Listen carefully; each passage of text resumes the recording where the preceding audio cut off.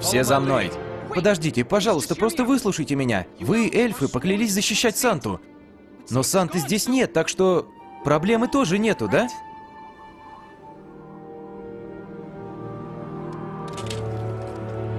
Серьезно, что это? Диногипноз? Думаешь, что я знаю? Никто меня не слушает. Ты меня не слушаешь. Это не личное. Кто слушает детей? Мы слушаем. И ваш парнишка прав. Йольнир ушел, чтобы устранить причину конфликта между нами. Вы можете идти. Да-да, я помню эту часть. Но почему вы, парни, слушаете только малыша? Лишь дети всегда говорят правду.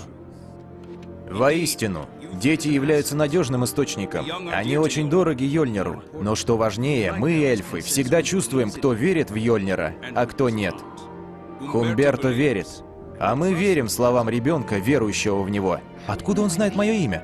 Думаешь, я знаю? Ну и где Йольнир? Куда он исчез? Время раздачи, когда Йольнир раздает подарки детям всех 9 миров.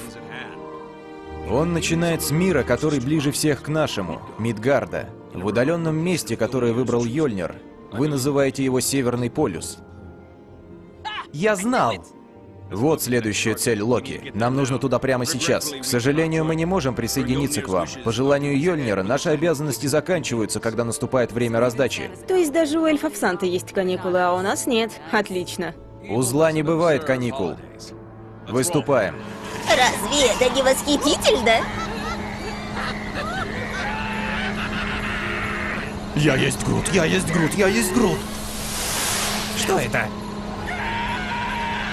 Это трамплин. Но зачем?